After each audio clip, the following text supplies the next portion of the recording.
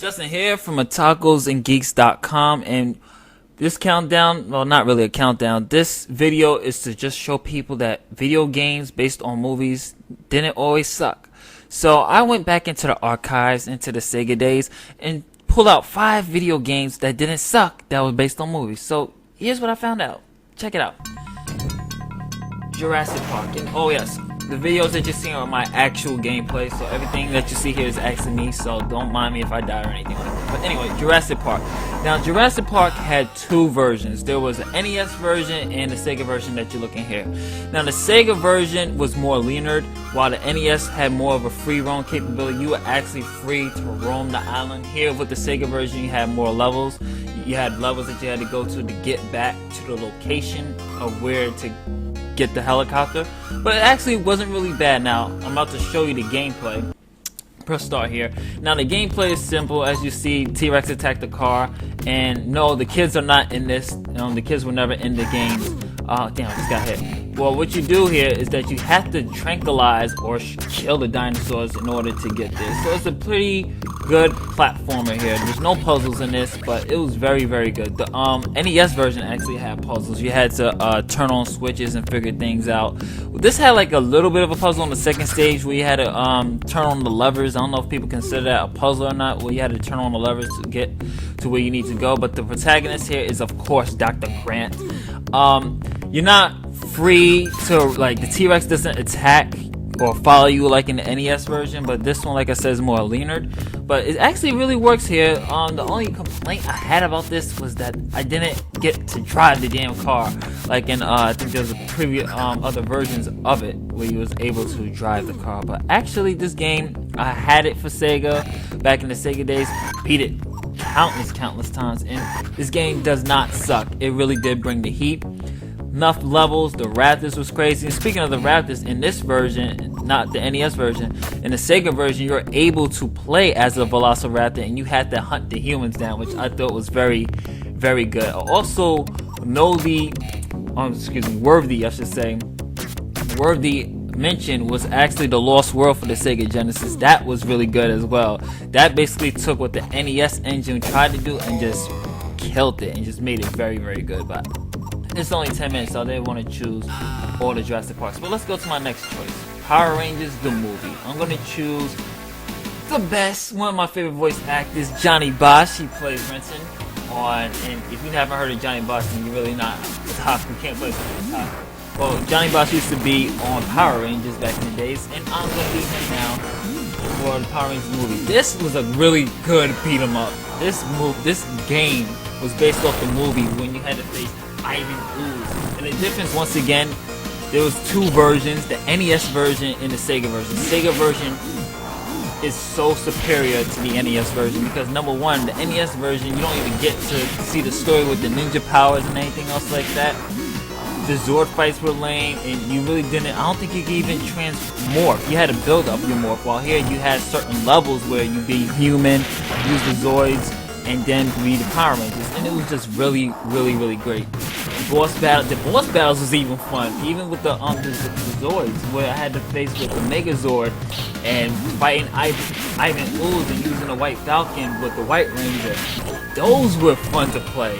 So it wasn't really all that. It wasn't. Well, the NES version was bad, but this was just a really good game. The music was solid. It just didn't suck. It was very addictive. I mean, I played it even with Kimberly. I played it with the Yellow Ranger. I forgot her name. Her name was Ashley. Yeah. I played with Ashley. Well, the only one I really did hate was the Blue Ranger. I just didn't like Billy. I don't know why. My favorite Ranger was always the White Ranger, like a lot of us, and the Red Ranger. And when Johnny came on board, the Black Ranger became my favorite Power Ranger. That's what I'm using for now.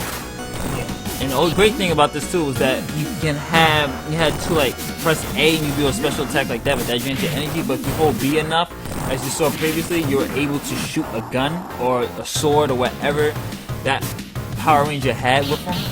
It was just a fun game, guys. I mean, this did not suck for so many reasons, and plus it kept straight to the point. They didn't, how movie games these days, they add on stories just to make the game longer. This stuck straight to the script, straight to the point, and it was just very, very fun to play. If you ever get a chance to play the Power Rangers movie game, oh, here comes Ivan to tell us this part. And just boom, shocks you. Toy Story. Okay. Rocket Man. This is cool. Toy Story, one of the best Disney games I've played. This game was actually pretty long too. It had so much levels. I forgot how much levels it had. I think it had like 16 or was it 16 or 8? It's 8 or 16, but the levels was long. This is my favorite board. Ouch! This is my favorite board, and I'm playing here is when you have to bring Woody and Buzz back to Andy's car. Great gameplay, and it followed the story so well. That's the great thing about the Disney games back in the days. They captured the story so well. You would not believe how well they did the stories in these Disney games. You'd be like, wow. I mean, I was just blown away. Even the graphics, how detailed the graphics was even back in the days.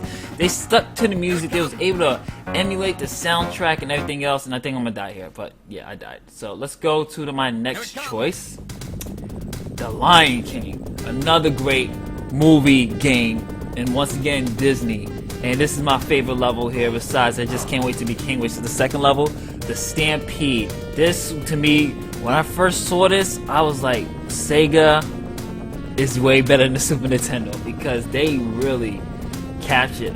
It's like, this was like a preview of, this was like next gen to me back in the days, especially Disney games. They really took their time and they really elevated the way we play games, believe it or not, with 16-bit graphics like this, the engine dodging the Stampede, and you can hear the background music just straight from the actual soundtrack. This Lion King could not be beat.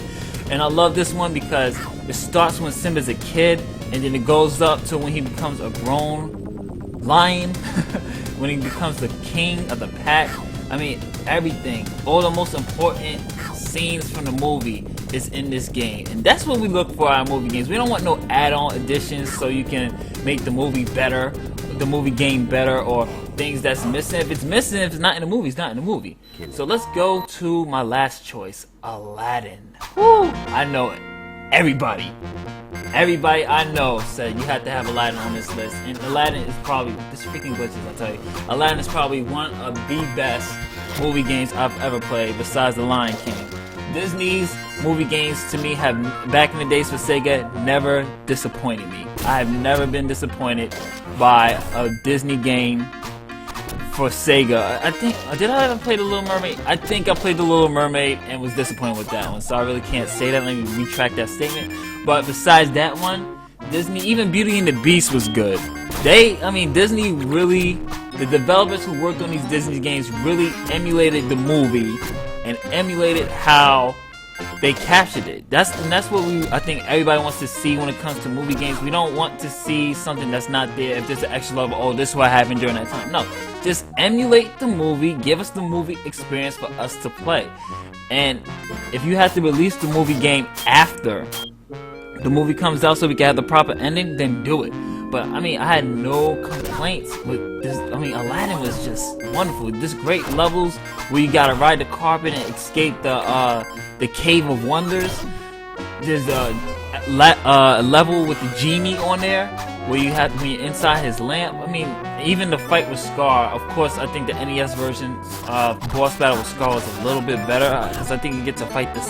Well, you get to fight the snake in this one too, but I think it was more epic in the NES version. But either way, both versions or both games was very, very, very great. And that is on my list of certain movie games that don't suck. Visit otakusandgeeks.com. Later days.